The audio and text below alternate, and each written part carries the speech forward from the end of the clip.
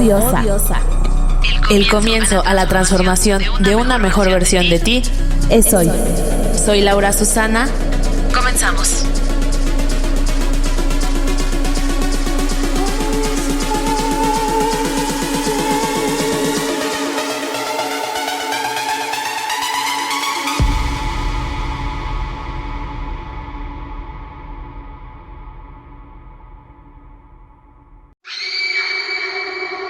She's sweet but a psycho, a little bit psycho. At night she's screaming, I'm on my mind. Oh, she's hot but a psycho. Están bienvenidos a un episodio más de Odiosa. Es para mí un placer acompañarte un miércoles más. Y el tema que vamos a tocar el día de hoy es un tema un poco delicado. Sin embargo, vamos a tocarlo con todo el amor y el respeto que se merece. Hay veces que pensamos que hablar de este tipo de temas es meterle ideas en la cabeza a alguien. Sin embargo, es todo lo contrario. Esas ideas ya están ahí. Hablar de estos temas es liberarle presión a esa Yoexpress y darnos cuenta de que existen, sí, pero también existe la ayuda. Existe la manera de salir adelante y de sobrepasar esos procesos. No es fácil hablar de estos temas, sin embargo, el no hablarlos no hace que desaparezcan, todo lo contrario. Así que hoy me acompaña Alexia García, quien es una sobreviviente de un trastorno alimenticio y que hoy decidió abrir su corazón y compartir con nosotros cómo fue este proceso y cómo ha logrado salir adelante.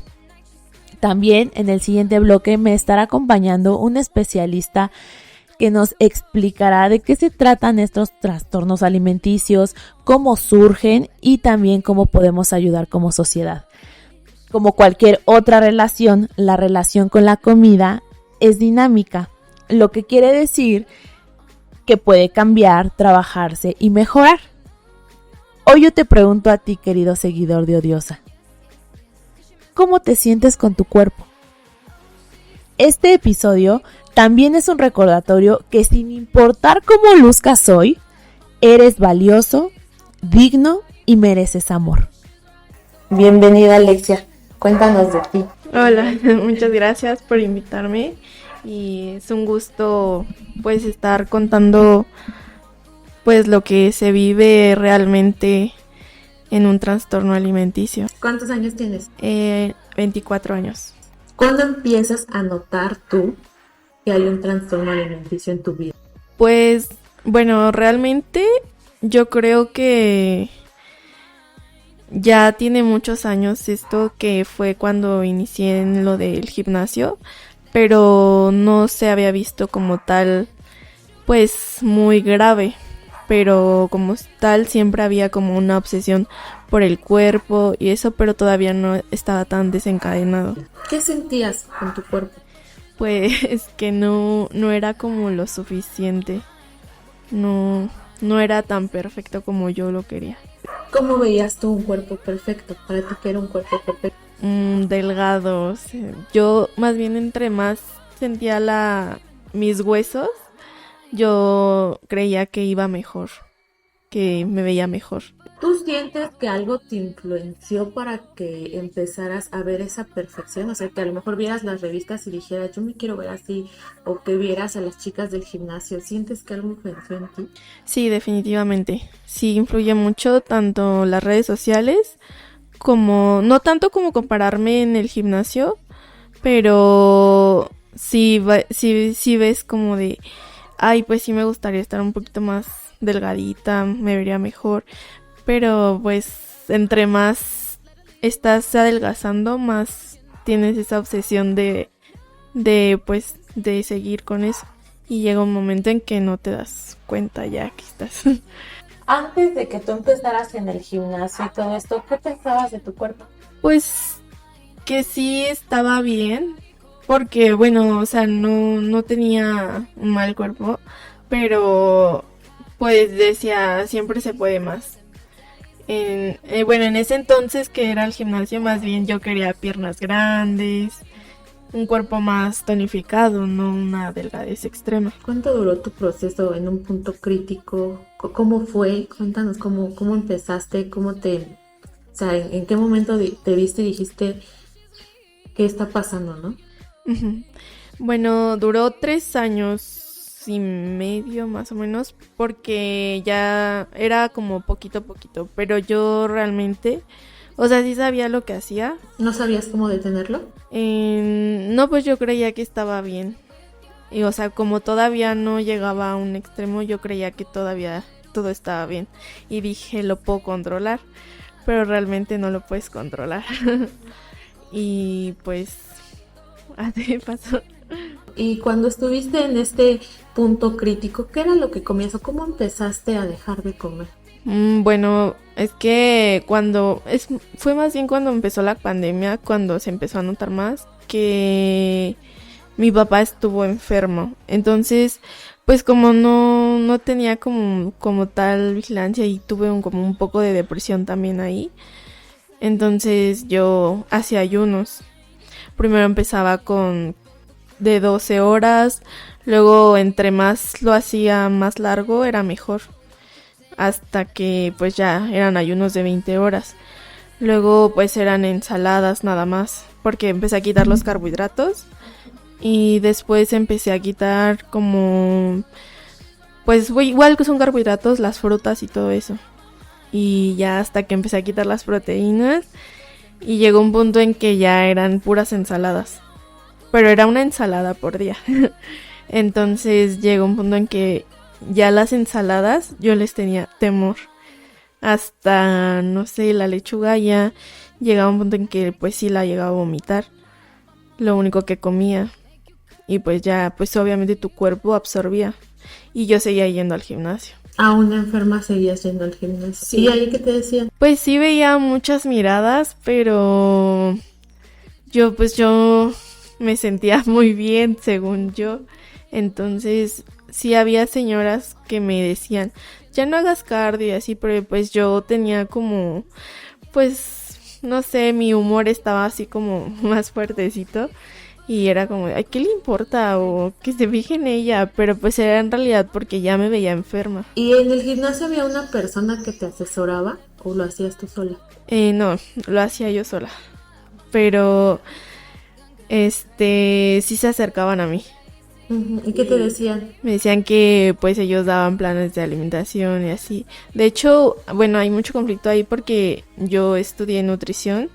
Y pues sí decía, ¿qué dirá la gente de mí que me ve así? Pero pues no tiene que ver nada con lo otro que te pase. ¿Y tú sientes que el haber estudiado nutrición, porque me imagino que es una carrera en la que te enseñan pues a medir los carbohidratos, a medir los azúcares, obviamente para que tú a un paciente le puedas dar una dieta de acuerdo a su estilo de vida? ¿Tú sientes que eso también influyó en ti para empezarte a quitar solita carbohidratos y contarlos y todo esto? Pues más bien en el contar las calorías, pero como tal no influyó tanto, sino fueron otros factores que sí desencadenaron más todo el problema. ¿Qué consideras más que fue el factor? ¿Que fue el querer buscar verte perfecta o que fue un problema depresivo?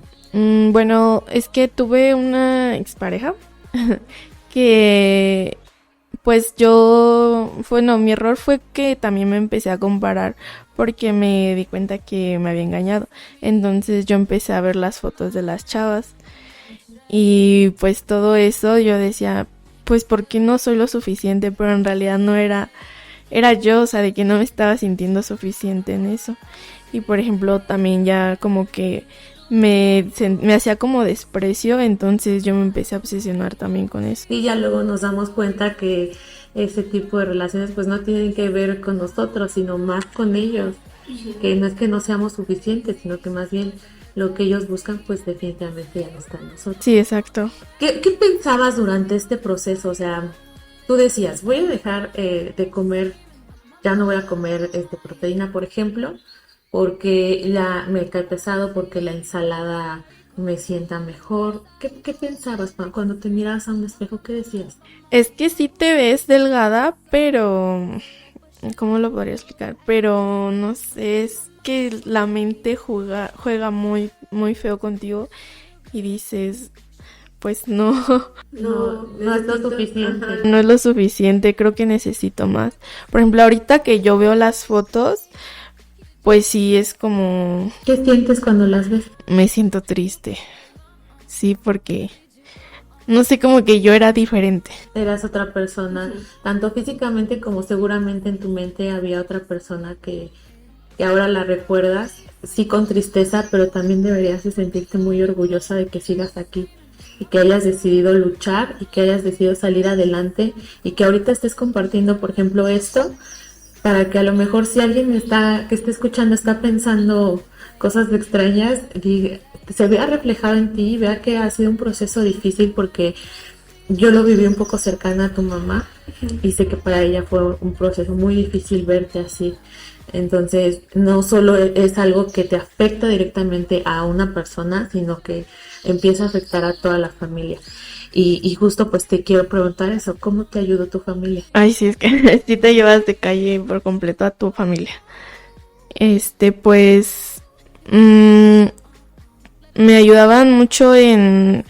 Obviamente todo el mundo me decía que comiera y así, pero pues no era fácil. Yo sí tenía hambre, siempre tuve hambre, pero pues me aguantaba o mi cabeza como que decía no comas. Y pues también me ayudaban a llevarme a psicólogos, a psiquiatras, a tratar de entenderme un poquito, o sea que si no quería comer, pues decían ok, al ratito volvemos a probar, o no sé, tratar de estar todo el tiempo en la calle para que no pensara. También no cerrar las puertas de mi cuarto o así, porque sabían que yo podía esconder comida, estar siempre en la mesa conmigo, pero pues sí es duro. ¿Tú sientes que hubo algún factor de cuando eras niña que pudo haberse manifestado en esta enfermedad? No creo. ¿Qué es lo que has estado haciendo ahorita para salir adelante? Ya nos dijiste que tu familia te apoyó llevándote con especialistas que te ayudaban. ¿Cómo te sentías cuando empezabas a ir con ella? Pues es que yo todavía reprimía mucho porque no quería dejar de tener ese cuerpo. Entonces pues había veces que yo decía, bueno, ok, voy a acceder. Pero en mí adentro decía, no lo voy a hacer. O sea, todavía no quería como salir adelante de eso. Porque ya en una parte de mí ya decía, ay, ya no quiero despertar. Ya es suficiente, ya no quiero despertar. ¿Te sentías mal física y emocionalmente? Sí. Bueno, físicamente ya llegó un punto en que ya no podía caminar. Me subía cargando por mi hermano o así. O al hablar me costaba mucho porque he llegado a escuchar los audios que yo mandaba y se escucha como una voz así, muy diferente. Me empezaron a dar como preinfartos y, por ejemplo, los huesos ahorita igual me duelen muchísimo. Muchas cosas que sí me dejó. ¿Dormías? No mucho. ¿Por qué no dormías? ¿Porque no podías? ¿Porque te daba ansiedad? ¿Porque te sentías mal? ¿Porque tenías hambre? Porque tenía hambre. y pues también te desata como un tipo de ansiedad de decir, ay, no sé qué voy a hacer, o ya quiero salir de esto, o ya por favor, llévame Diosito, porque ya. ¿Y te uniste en algún momento a grupos porque obviamente pues la gente exterior, tu familia, a lo mejor tus amigos ahí en el gimnasio, pues obviamente no te entendían, ¿no? O sea, tú decías, es que yo me quiero ver así porque para mí eso es estar bonita, y a lo mejor tu hermana te decía, pero ¿cómo va a ser bonita verte así de flaquita, no? Y entonces tú decías, es que no me entienden. ¿Llegaste a unirte a grupos en los que sí te entendían? Sí. ¿Y qué te dicen ahí? Bueno, más bien te dan como tips de, como por ejemplo esconder la comida, o si tu papá te dice esto o tu mamá esto, no le creas, tú sigue con eso, o bueno, por ejemplo, también te enseñan cómo a vomitar sin hacer ruido. Y pues de cuando tienes hambre que te comas un chicle o así, o tomar agua. Pero también hay personas que no todo les pasa, pero por ejemplo a mí el tomar agua también ya me daba miedo. Aunque no tenga calorías, ya me daba miedo. ¿Por qué? ¿Porque sentías que engordabas si tomabas agua? Sí, así tu cabeza, te lo juro que te hace pensar como tal así. Que todo lo que vas a comer Ya te va a engordar. ¿Cómo lidiabas con los comentarios de las personas? Porque pues desafortunadamente pensamos que todo el mundo podemos hacer comentarios de cómo está la gente, como si nos estuvieran preguntando, y pues que realmente cuando estás en una posición así, pues es bien fácil opinar, o es bien fácil que te digan, ay, ¿por qué no comes? Estás muy flaquita, ¿no? Y a ti al contrario, ¿no? Incluso, o cuando te empezabas a recuperar, que te dijeran, ay, ya estás agarrando peso otra vez, pues para ti era traumático seguramente. ¿Cómo empezaste a lidiar? ¿Qué sentías cuando te decían todo esto? Bueno, en especial el de, ay, ya come, ¿qué te cuesta? O el de, ay, te veo más recuperada, el de te veo más recuperada, para mí era horrible, yo lloraba. O sea, de verdad, por ejemplo, en mi familia muchos me decían, ay, te ves más recuperada o así, pero yo lo tomaba como, ay, te ves más gorda. Y, por ejemplo, yo sí llegaba a hacer caras o me salía llorando. Y, bueno, por ejemplo, a mi papá le decía, dile algo a tus hermanos o a mi mamá, porque yo no podía con eso. O sea, de verdad me sentía súper mal si me decían eso. Y, por ejemplo, tus papás, ¿cómo te apoyaron? ¿Ellos qué te decían? ¿Cómo te miraban? ¿Tú cómo sentías o sea, tú sentías que ellos estaban en tu contra? ¿O sentías, o sabías que estaban como intentando entenderte, pero pues evidentemente nadie estamos familiarizados con este tipo de trastornos? No sabemos qué hacer.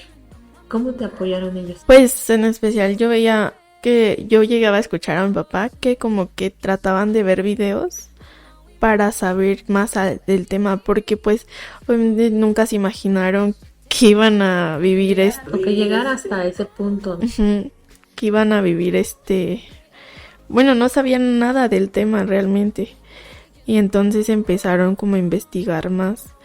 Pero pues creo que nunca llegan a entender como tal todo el problema, porque pues no lo están viviendo. Yo no me trataba de explicar tanto, pero pues sí entiendes que tratan de salvar la vida de su hija, que les dicen en el doctor, porque bueno, el doctor sí le llegó a decir que no creía que yo iba a llegar a mi graduación. ¿Y cómo cambió tu círculo social? ¿Ellas tenían tus amigos, tu novio, tus compañeros de la escuela? ¿Qué decían tus maestros? Pues sí tuve mucho apoyo de mis amigos que actualmente tengo, y de los de la escuela, pues sí me mandaban mensajes y todo, pero yo sí me alejé mucho de las personas, porque ya nada más era yo o ay amiga, vamos a comer, y yo pues no, gracias. Entonces sí tuve como mucho corte en eso. Y con la expareja que tenía, pues realmente ya no existía, aunque estuviera con él, ya no era parte de mí. Yo ya ni siquiera me acordaba. ¿Alguna de estas personas te hizo comentarios como diciendo qué bueno que estás bajando de peso? Pues no, pero sí llegué a tener como comentarios así, por ejemplo, de mi expareja. Cuando iba a hacer mi graduación me llegaba a hacer comentarios de, ay, ¿no te da vergüenza ir así? O que todos te vean, y cosas así, muy como si fuera despreciable en persona. Entonces sí, como que también eso dije, no, yo no lo quiero. ¿Y ahorita estás trabajando en terapias o cómo has logrado salir adelante? No, ahorita no he ido a terapias, pero sí he tratado como más bien de yo misma salir. Pues no sé, yo creo que fue desde que vi ya muy mal a mi familia, que fue como que dije, no, ya estuvo bueno. Y empecé a comer, pero pues después de eso tuve como los atracones y me costó mucho dejarlos. El dejar de vomitar y comer así mucho me costó demasiado, porque se vuelve como una adicción. Sí, eso a final de cuentas es una adicción, porque precisamente lo que nos decías al principio, tú piensas que puedes controlarlo, y ya que estás muy lejos te das cuenta de que no, de que no puedes de empezar a comer como antes, que a lo mejor, pues obviamente, quiero que me cuentes también cómo tu organismo empezó a tomar la comida, porque evidentemente al tú no tomar ni agua, por el miedo que te daba, pues tu organismo empezó a dejar de recibir alimentos, entonces obviamente no te podías comer una barbacoa porque te morías, ¿no? Seguramente. Sí. Entonces, ¿qué empiezas a comer? ¿Cómo empieza a reaccionar tu cuerpo? Fue mucha inflamación. O sea, al principio que empezaba a comer, cuando todavía estaba más bajita, que eran los Ensure y eso, me caían súper mal. O sea, de verdad era como que me soltaba el estómago. O también fue mucho de comer y no pensar. Eso también fue como porque también te atrofia muchísimo la mente. ¿Qué más? Las agruras. Porque había veces que comía y se me regresaba la comida. Porque ya estaba muy lastimado también. Y ahorita, además de la secuela de que te duelen tus huesos, ¿qué otras secuelas has notado? Es que son varias. Porque, por ejemplo, si llego a hacer gimnasio, al otro día no me puedo levantar. Pero no es un dolor como normal de ejercicio, sino es un dolor intenso, así de punzación, no sé. Y bueno, también me dejó como, por ejemplo, hay veces que no me acuerdo ni de comer. Eso es un factor que me dejó, o comer muchos chicles. El estómago creo que lo lastimé demasiado. Porque sí hay veces que si llego a comer de más, ahorita me duele horrible, como que se inflama y se pone duro. Y pues también la digestión está un poco más lenta. Subo un poco más rápido de peso. Por ejemplo, la memoria también la perdí mucho. O sea, como que hay veces que no me acuerdo de nada. De hecho, hay muchas cosas que ya borré, así como que se me borraron. ¿Te acuerdas totalmente de todo el proceso? Hay partes que no me acuerdo. Por ejemplo, el día de mi graduación no me acuerdo mucho, que como que ni siquiera disfruté, no me acuerdo muchísimo. Y también, sí, parte del proceso que no recuerdo como tal. ¿Y ahora qué sientes cuando te ves al espejo? Pues me siento bien, pero sí te queda un poquito de decir, ay, no sé. Bueno, por ejemplo, ahorita que me siento más arriba del peso, no gorda, sino normal, pero dices, ay, cómo me gustaría regresar, pero después dices, no, ¿qué te pasa? Después piensas en todo lo que sufriste, sí, y te das cuenta que no es necesario. Porque sí hay veces que te quedan ganas de regresar. Y también, bueno, influye mucho porque fue cuando creo que yo mantuve más a mi familia unida. Pero mira, ahí podemos resignificar que algo, una situación tan grave, tan triste, ayudó a que tu familia se reuniera más. Al final de cuentas, pues el amor siempre le va a ganar al dolor. Y eso es lo importante, que tú te sentiste tan amada que lograste unir a tu familia. Y hay más maneras de lograr que ellos estén juntos, porque estoy segura que cada uno de los integrantes de tu familia te ama incondicionalmente, y por eso hicieron hasta lo imposible porque salieras adelante y porque te dieras cuenta que ese no era el camino, que tu camino era otro, y que tenías toda una vida por delante por seguir viviendo, por seguir disfrutando, por conocer nuevas personas, por probar nuevas comidas, nuevos sabores y todo eso bonito. Sí, la verdad que sí.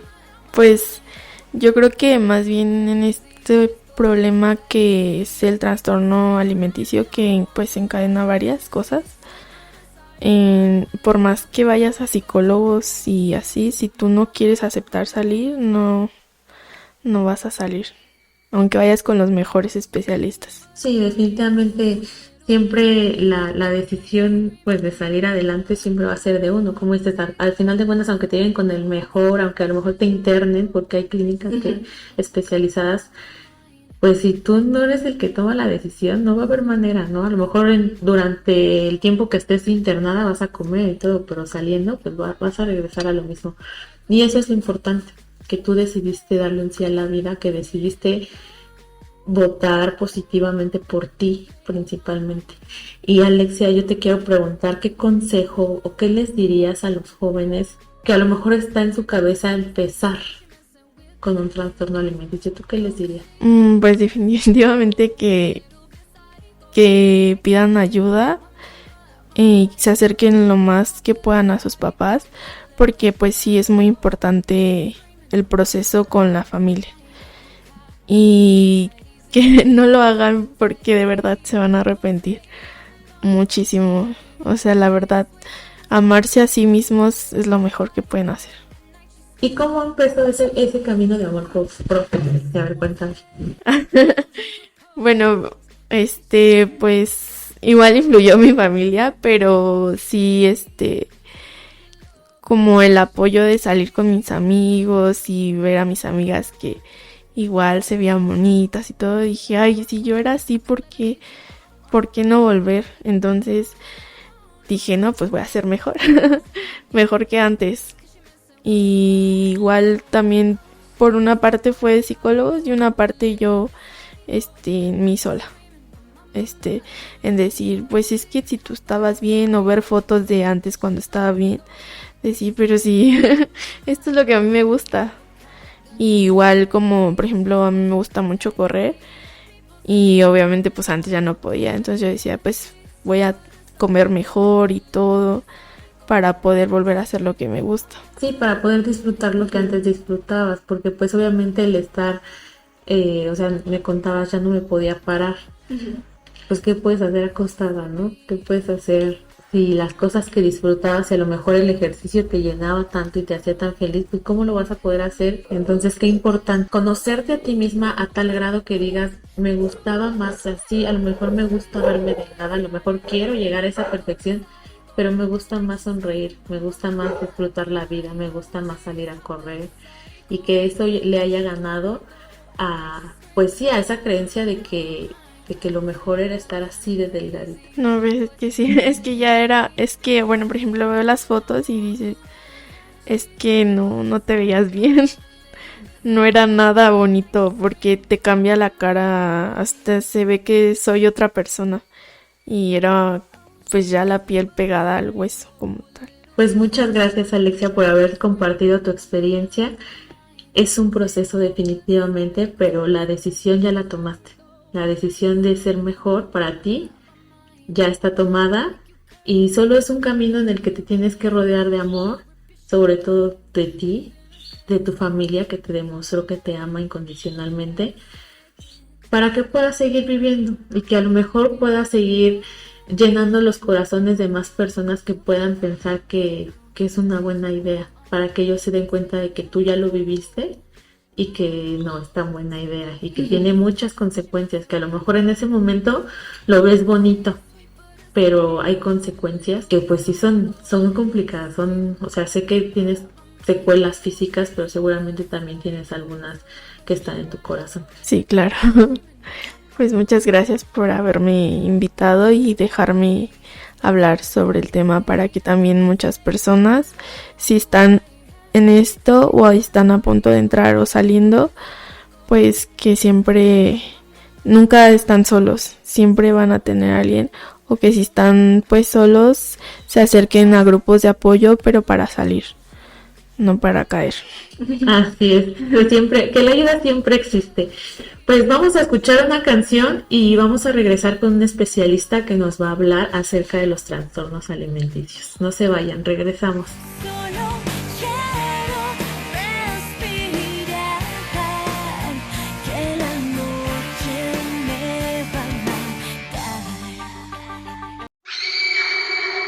Oh, she's sweet but a psycho, a little bit psycho. At night she's screaming, I'm on my mind. Oh, she's... Ya estamos de regreso y ya está aquí conmigo el psicólogo Eduardo Hernández. Él nos va a explicar un poquito más acerca de estos trastornos alimenticios. Específicamente vamos a enfocarnos un poquito más en la anorexia, que es el caso que nos platicó Alexia hace unos momentos. Entonces, bueno, además de darte la bienvenida, quisiera que nos explicaras cuál es la definición de anorexia. Gracias. Mira, la definición de anorexia la vamos a encontrar a través de 3 criterios diagnósticos. El primero de ellos es tiene que ver con una pérdida excesiva de peso corporal en un periodo muy corto de tiempo. Por ejemplo, estas personas pueden llegar a perder hasta 5 kilos de peso en un periodo de un mes. Segundo criterio diagnóstico, y el tercero ya lo vamos a encontrar más en la parte mental. El primero de ellos tiene que ver con los miedos. Ellos van a generar un miedo excesivo, poco racional, respecto a ganar peso o respecto a la cantidad de kilogramos que ellos están pesando en el momento. Y el segundo tiene que ver con una alteración en la percepción que ellos tienen de sí mismos. Es decir, ellos se perciben muy anchos de las caderas o muy anchos de la cintura, cuando realmente a lo mejor. ¿Existen diferentes tipos de anorexia o siempre es la misma? Y, por ejemplo, ¿cuáles serían las características principales de estos tipos? Bien, la anorexia se cataloga como anorexia nerviosa, pero la podemos encontrar en 2 subtipos. La primera de ellas es del tipo restrictivo, que es cuando las personas hacen ayunos prolongados o cuando evitan consumir alimentos. El segundo tipo lo vamos a conocer como atracones o purgas, que es cuando las pacientes sí consumen alimentos, pero hacen algunas conductas para tratar de compensarlo, como vómitos inducidos, consumo de laxantes, también pueden llegar a generar edemas, que es cuando ellos, por ejemplo, es cuando por lo general las personas no pueden hacer digestión por sí mismas, introducen una especie de botella de manera rectal, y mientras hacen el esfuerzo, como si estuvieran haciendo el baño, van introduciendo agua para que se vaya limpiando de la mejor manera. Entonces, ese tipo de tratamientos, cuando no son recomendados por el médico, laxantes, edemas y demás, son muy perjudiciales para los pacientes y para la salud. ¿Cuáles son los principales factores de riesgo de que una persona pueda empezar con un trastorno de alimentación? Bueno, en el manual nos explican que existen 3 tipos, ¿no? El primero es el temperamental. Se va a relacionar con el estado depresivo de las personas, porque digo, hay algunos otros trastornos que están asociados con TCA. El segundo de ellos es el factor genético o hereditario, que nos explica que existe una mayor predisposición, más no quiere decir que esto te genere que vayas a tener anorexia, con padres que hayan tenido bipolaridad, episodios de depresión mayor y trastornos de ansiedad. Eso puede hacer más propenso aún a los hijos a que desarrollen anorexia. Pero el tercero, que para mi punto de vista es el más importante, son los factores culturales. En los ambientales y culturales encontramos que estamos inmersos en una sociedad en donde se valora mucho los cuerpos esbeltos, los cuerpos delgados. Por ejemplo, todas las mujeres, muchas de las mujeres aspiran a tener un empleo, no sé, como decanes, trabajar de modelos o lucir como modelos, o estar delgadas para poder lucir bien ciertas prendas, porque lo vimos hace poco en una película que hacen una especie de sátira de la sociedad con Barbie, ¿no? Donde dicen, a ver, todas las niñas quieren ser Barbie, pero tú eres una Barbie estereotipada, ¿no? Y los varones pues también tenemos esos mismos criterios, ¿no? Por lo general queremos ser como algún deportista, ¿no? Y los deportistas pues son personas que están en forma, etcétera. Sí, y Alexia nos comentaba mucho eso, ¿no? Que ella sintió que el principal factor de que ella comenzara con este trastorno era pues verse delgada, verse como en las revistas o aspirar a ser algo muy, muy delgado. ¿Estos trastornos son exclusivos de alguna determinada edad o de algún tipo o un género, o sea, ya sea hombre o mujer? Pues la prevalencia va a ser mayor en TCA, es mayor en mujeres que en varones. En varones sí aparece, en la actualidad se ha visto un poquito el incremento en varones, pero lo vamos a encontrar más notorio en mujeres. Si estamos hablando específicamente de la anorexia, el promedio de edad es entre los 15 y los 20 años de edad que aparezca este tipo de trastornos. Si hablásemos de algún otro tipo, como por ejemplo la bulimia, que en algunas ocasiones es confundida con la anorexia, esta aparece más en individuos de 21 a 30 años de edad. Y finalmente, tal vez otro que es muy popular serían los atracones. Los atracones están más asociados con características de personas que tienen ansiedad y aparecerían en promedio de 30 años en adelante. Eso no significa que alguien de 23 años a lo mejor no desarrolle anorexia, simplemente que es menos probable porque es menos común en ese tipo de edades. Y bueno, hasta hace un momento nos mencionabas que también influía lo de los padres, todo esto. Entonces, ¿algún comportamiento depresivo o de ansiedad está relacionado con este tipo de trastornos?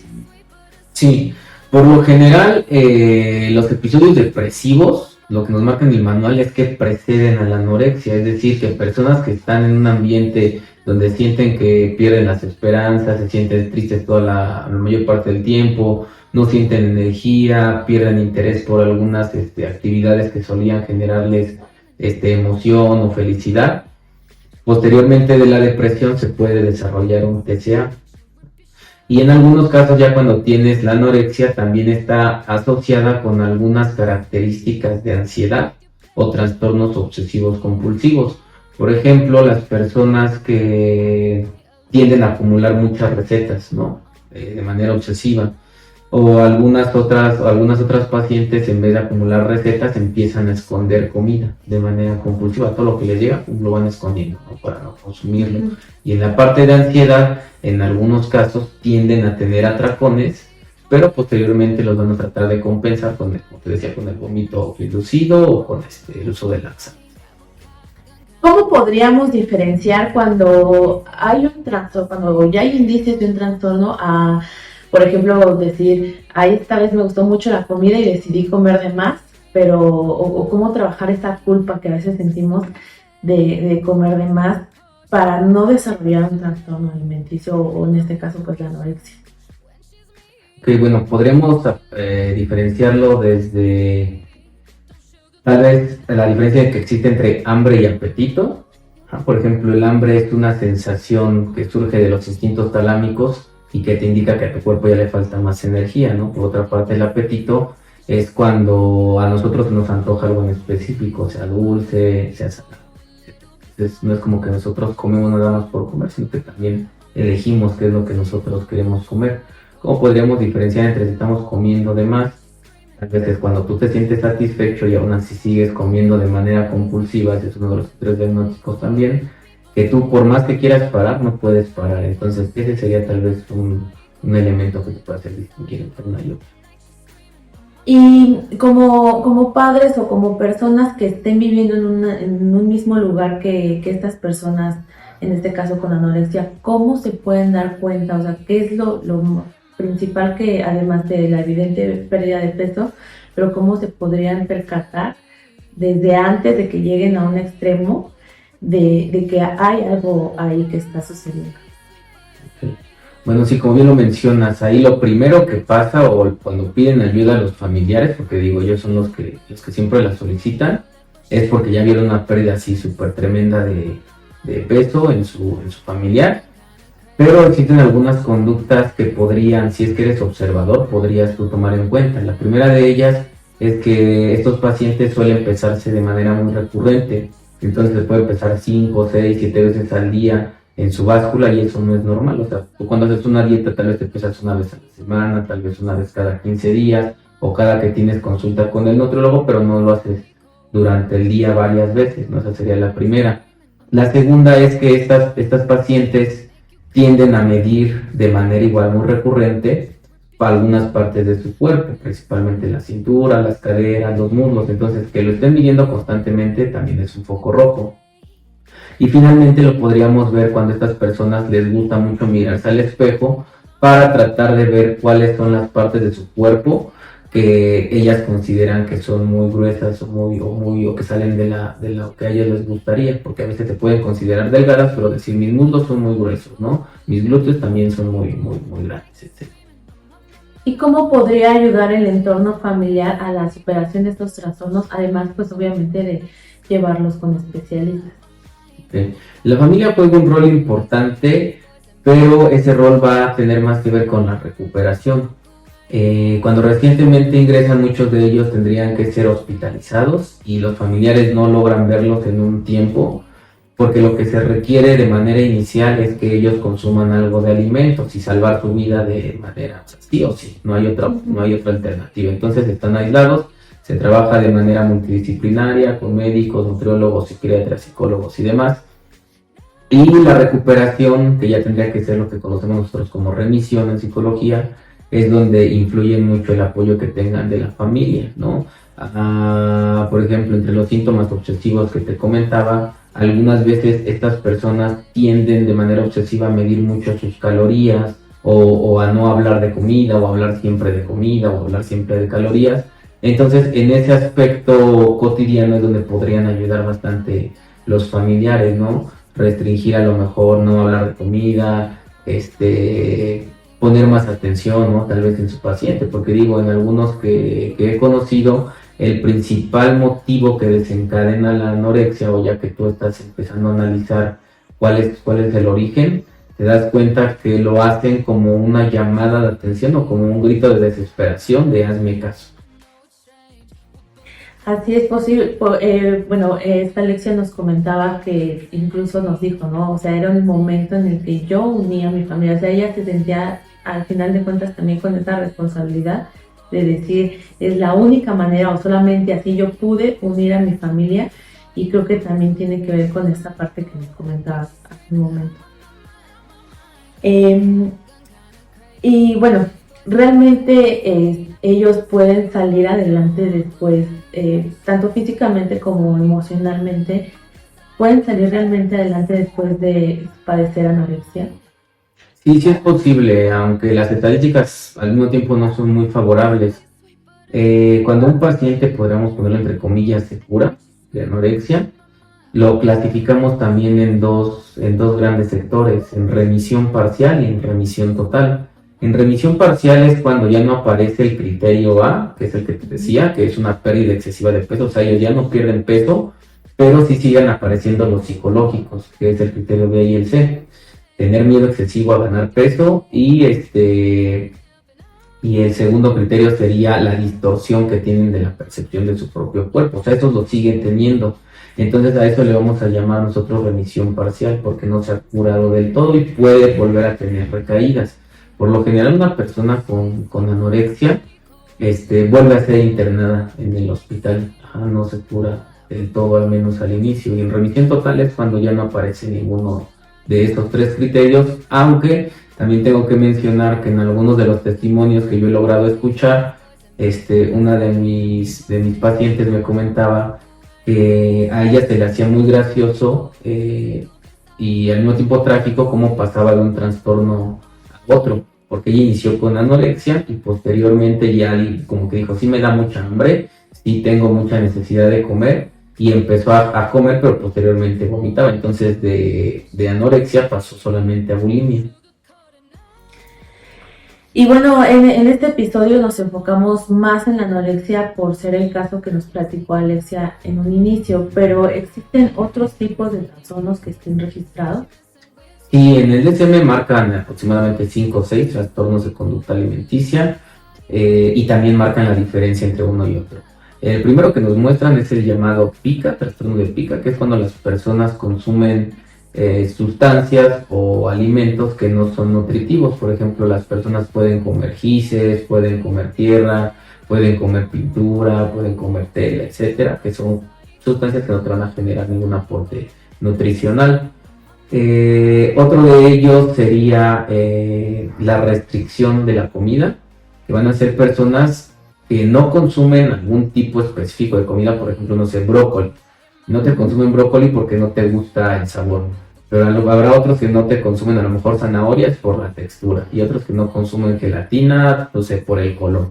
Entonces, ¿cómo distinguimos? Porque tal vez surja la pregunta pero pues los anoréxicos también dijiste que se restringían, ¿no? Bueno, la diferencia entre un trastorno y otro es que los que tienen trastorno por restricción de alimentos no tienen un miedo irracional por ganar peso.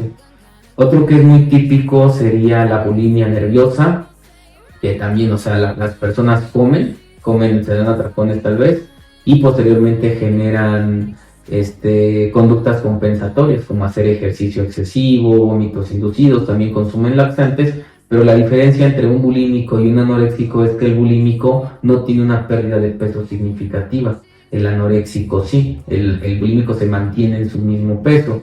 Y a lo mejor esas conductas de hacer ejercicio excesivo te conducen a otro que no está clasificado en el DSM.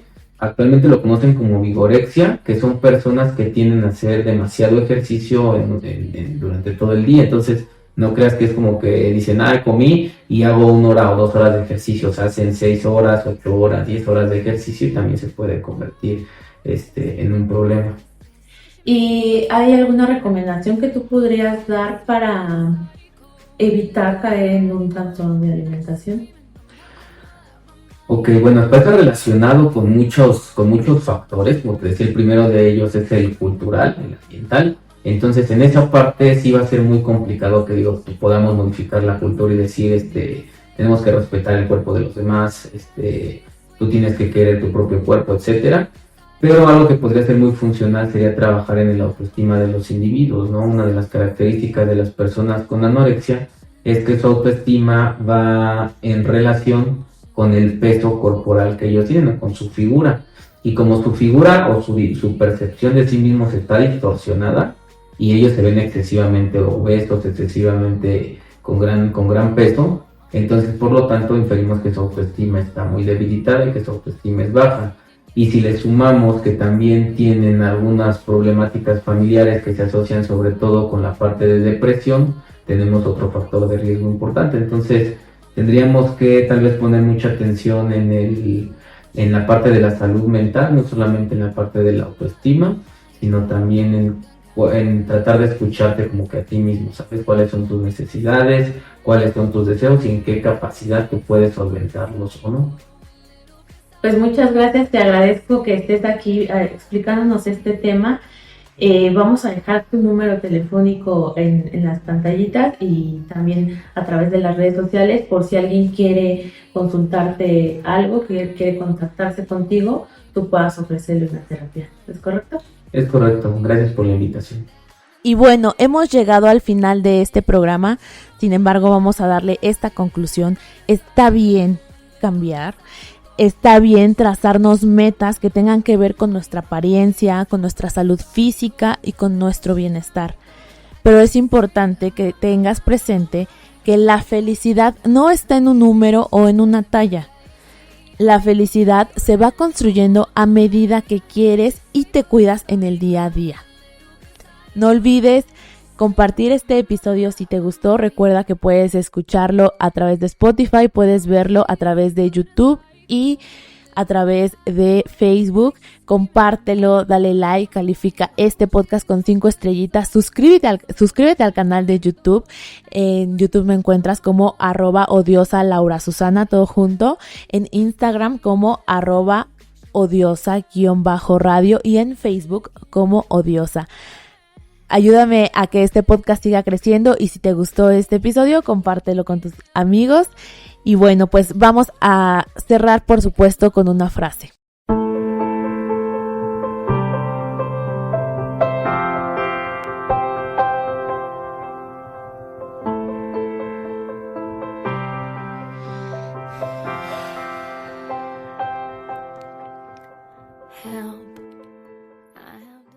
El camino hacia la aceptación propia no siempre es sencillo.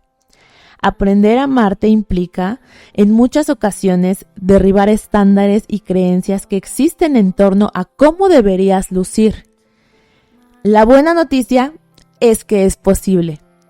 A través de un trabajo consciente, es posible sustituir esos pensamientos que te hacen sentir inconforme por unos más saludables, en los que seas capaz de reconocer tu valor y comprender que eres perfecto como eres.